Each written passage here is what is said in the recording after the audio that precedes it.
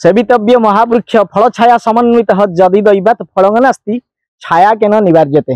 हाँ दर्शक बंधु, ये हूँ संस्कृतर नीतिबाणी एक श्लोक। अर्थात जदि कौन भी वृक्ष आम लगाऊ से जदि फल न दिए दैवात तार छाया को केबे आमे रोकी परिबा नाही।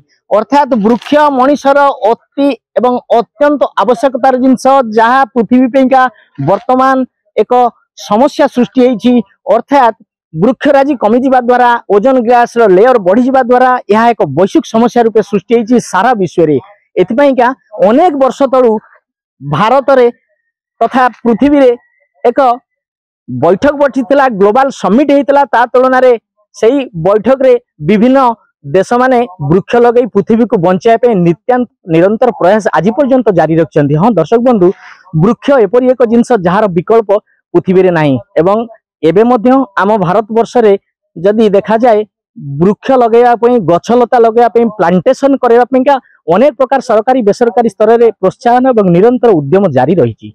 मुझे मन पकई दूची यदि भारतीय संस्कृति कथा विचार करा जाए तेबे वृक्ष पूजन को एक विशेष महत्व दिखाई।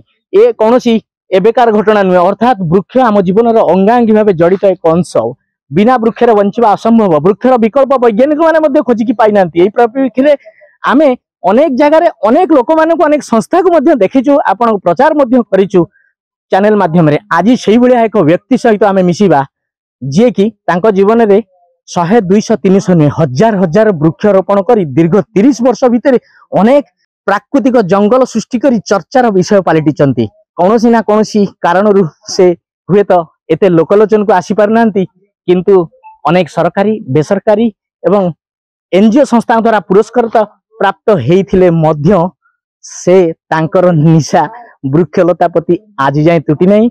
आज पवित्र राधाष्टमी उपलक्षे से महावीर युवा परिषद आनुकूल्य रे आउ एक कार्यक्रम रे जड़ित होइचंती। चलंतु सीधा सड़क तांको सहित आलाप करिबा, बुझिबा तांकर ये वृक्षलता लगाइबा निशा पछरे कौन रही उद्देश्य कहीं रही। सर फोकस प्लस चैनल को आपन को स्वागत करूची। हरि ओम। प्रकृति बंधु नवकिशोर पंडा, कटक सदर 42 मौजा श्रीराम ग्राम। आज जो कार्यक्रम रही ये कौन रही? आज हूँ प्रकृत आज राधाष्टमी। राधाष्टमी कहले राधा कुंजवन बोली आप जानते कुंजवन राधा खेलुले। ये जो आज ये जो वृक्षरोपण कार्यक्रम से कराई राधाष्टमी आम आज वृक्षरोपण किसी करवा। प्रकृत ये वृक्षरोपण बार्ताटा सारा विश्व को एवं भारत वर्ष को देखा। आपण सीधा सड़क कहतु आपण जीवन काल मध्य आनुमानिक केते गछ लगेइछन्ती एवं ताकू बढ़ेइकरी समर्थित करैछन्ती? मोर वृक्ष लगेवा हे गला 30 वर्ष टू 35 वर्ष हे जिवो एवं वृक्ष मु 30,000 टू ऊर्ध लगेइछि एवं तार जत्न एबे भी सहित मु हमर श्रीराम ग्राम रे मां भगवती पीठ पाखे मिनिमम 10,000 वृक्ष बेला तार सुरक्षा घेरी भीतर मु रखिछि। कोन मिलुछि ए द्वारा? आ द्वारा मते भारी खुशी आनंद मिलुछि जेहेतु काहेकि नहीं जो वृक्ष आज देखो आम आज जो खरा आज जहाँ गरम जहाँ ऑक्सीजन आमको जहाँ भी खाद्य दरकार हो सब वृक्ष दौर भारी खुशी लगुच। जेहेतु वृक्ष गोटे लगे तले तले आस ठिया हो वृक्ष लगे छोट वृक्ष आज बड़ है तले आस ठिया मुझे कथा चिंता करे जे प्रकृत वृक्षटा मुझे हाथ में लगे मुझे बढ़े आमती आगू लगे बढ़े पारि यही सब भावना आसे आ भारी खुशी लगे। आपण कौन कौन सब पुरस्कार प्राप्त कर सरकारी बेसरकारी किसी मन अच्छे आम दर्शक को कहे?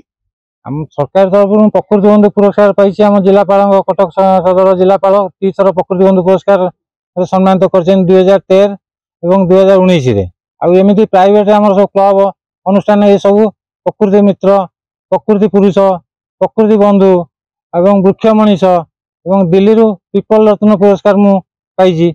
आमती बहुत सरस्वती शिशु मेधा मंदिर सी भी गोटे पुरस्कार देते।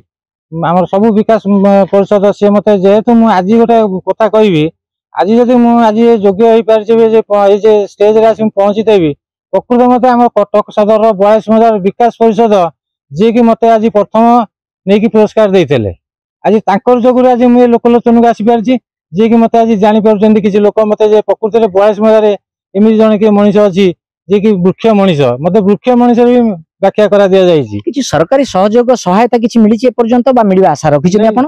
नहीं सरकार साहाय्य आज पर्यंत किछि प्रकृति बंधु सम्मान मिलिछि एवं सरकार को एई बाबद रे मु हम मीडिया भाई के माध्यम रे जणाउछि एवं मीडिया भाई मानन को धन्यवाद दउछि जे प्रकृत सत्य घटना मीडिया मैंने नहीं कि जे प्रकृत मनीष आगे प्रकाश कर धन्यवाद बेसी देवी सांबादिक भाई मान आगु को कौन लक्ष्य रखिछन्ती वृक्षरोपण कार्यक्रम को नहीं आगु वृक्ष तो मुझे मो जीवन में शपथ देछि जे पर्यंत जीवन तब वृक्ष ही लगे वृक्ष सेवा ही करी किछि माने विशेष प्रकार वृक्षर ना कहबे जहा को आपण एपर्यंत बढ़ाइछन्ती लगैछन्ती निज उद्यान रे एवं आमे सुनुछु जे तार ना दैछन्ती आपनक पिता स्वर्गत बंशीधर स्मृति उद्यान नाम नामित करछन्ती ए कथा केते सत एवं तादेर को से उद्यान रे गछ मेन गछ लागिछि ये सत्य कथा जो आमर पिता बंशीधर पंडा जे तांकर नाम रे गोटे वृक्ष आमर ये कराइछि एवं प्रकृति बंधु नवकिशोर पंडा आ बंशीधर स्मृति उद्यान नाम रखाइछि एवं सेतर वृक्ष आंब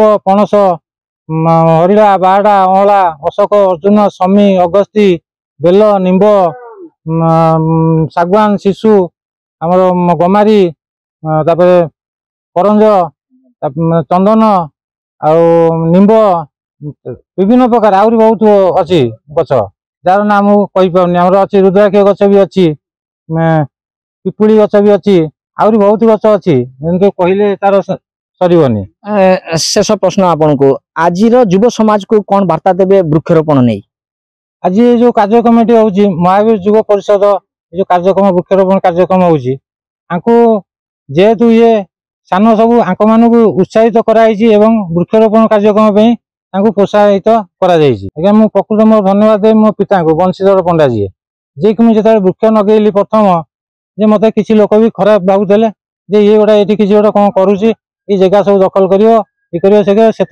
से सब किसी न मुझे वृक्ष लगा गोटे कुड़िया कर बसे जे कि मो पिता मो पे घर चा नहीं आसती पान नहीं पान खाऊली पान नहीं आसती चा नहीं आसती मत दिखती बापा भी किसी जगह बड़ भाई की भी धन्यवाद देवी जे बसंत पंडा सी भी मत बहुत साहय कर आज मुझे जाऊँ जगा रखा सब बड़ भाई कर धन्यवाद देवी आम ग्रामवासी मानक जे श्रीराम ग्राम सब तो जिते भी आज अच्छा मनीष मो एडवोकेट केशव चंद्र कर मो घर जन्मस्थान हूँ 42 श्रीराम ग्राम वृक्षरोपण मोर जे सान हे नवकिशोर पंडा सी दीर्घ दिन धरी प्राय 20 वर्ष ऊर्ध धरिक ये वृक्ष राज सेवा कर बड़ भाई बसंत कुमार पंडा महावीर युव परिषद संपादक ये विकास महावीर युव परिषद प्राय 30 वर्ष पूर्ति उपलक्षे आज वृक्षरोपण कार्यक्रम अनुष्ठित होता एथिरे आमर समस्ते ग्रामवासी तरफ एवं अंचलवासी किसी वृक्षप्रेमी जो मैंने परिवेश प्रेमी उपस्थित होइछु वृक्षरोपण कार्यक्रम प्राय चली वर्ष सारा चलुछु एठारे नवकिशोर पंडा तत्वावधान आ जो जगार आम आज वृक्षरोपण करछु ये आम अति परिचित पिला बेलर आम ओडिया कहू बण तुठ कहुए केवल बण ही था आगुरी एवं 42 मौजा जदि आप देखिए 1900 मसीहा 1890 1900 मसीहा डब्ल्यू डेजेल से ब्रिटिश सेटलमेंट कमिशनर तांको रिपोर्ट मो पाखे अच्छी से लिखिं जे एरिया यहाँ प्रगणा कोदंडा कहला जे Kodanda covered by both the side सिडवा एंड काठजोड़ी दुईटा नदीर मध्यस्थली जो द्वीपांचल सृष्टि होती से प्रगणा कोदंडा कहला से 4-5टी गाँ ना से उल्लेख कर कलपड़ा कर झिंकिरिया कर ब्रह्मपुर कर आम गाँ आसूची एवं से ए अंचल ख्याति थिला उर्वर माटी पाई जे प्रतिवर्ष बन्यार ए अंचल उर्वर माटी डिपोजिट होता एवं जहाँफल ए अंचल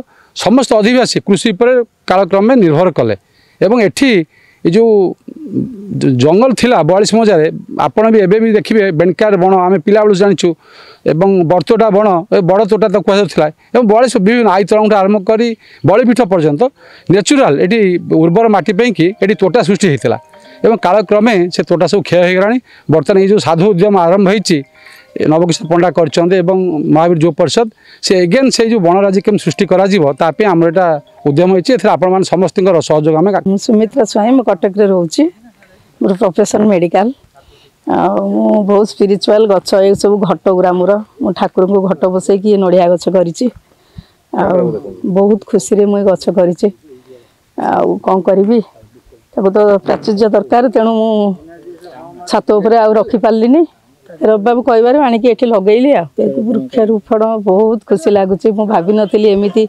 सौभाग्य मोर आसब ଆଉ ପ୍ରାଚୁର୍ଯ୍ୟ ଭିତରେ ରହିଲା ମୋ ଗଛ, ଏଇଟା ମୋତେ ବହୁତ ଖୁସି ଲାଗୁଛି। ମହିଳା ଜଣେ ଏ ଗଛକୁ ଲଗେଇ ପଳେଇବି ନା ମଝିରେ ମଝିରେ? ନା ନା, ମୁଁ ନିଶ୍ଚୟ ଆସିବି ଗଛର ସବୁ କିଛି ବୁଝିବି। ଯୋଉ ଡେଲି ଭୋଗ ଦଉଥିଲି, ପୂଜା କରୁଥିଲି, ସେଇଟା ମୋତେ ମନେ ପଡ଼ିଲେ ବହୁତ ଦୁଃଖ ଲାଗୁଛି। ସମାଜର ଅନ୍ୟାନ୍ୟ ମହିଳାଙ୍କୁ କ'ଣ ଦେବେ ବାର୍ତ୍ତା ବୃକ୍ଷରୋପଣ ଉପରେ? ବୃକ୍ଷରୋପଣ ଉପରେ ସମସ୍ତଙ୍କର ଆଗ୍ରହ ରହୁ।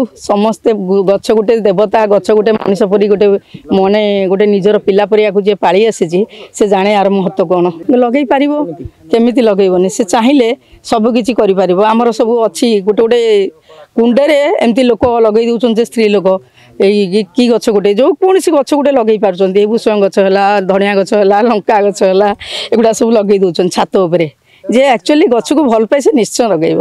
ଆପଣ ଶୁଣିଲେ ମହାବୀର ଯୁବ ପରିଷଦର କର୍ମକର୍ତ୍ତାଙ୍କୁ ଶୁଣିଲେ। ପ୍ରକୃତି ବନ୍ଧୁ ନବକିଶୋର ପଣ୍ଡା, ଡାକନା ଟୁଟୁରା ନନା ଭାବେ ପରିଚିତ, ତାଙ୍କୁ ମଧ୍ୟ ଶୁଣିଲେ ଏବଂ ଏଠାରେ ଆସିଥିବା 42 ମୌଜା ବିକାଶ ପରିଷଦର କିଛି ଗଣ୍ୟମାନ୍ୟ ଅତିଥି ମାନଙ୍କୁ ମଧ୍ୟ ଶୁଣିଲେ।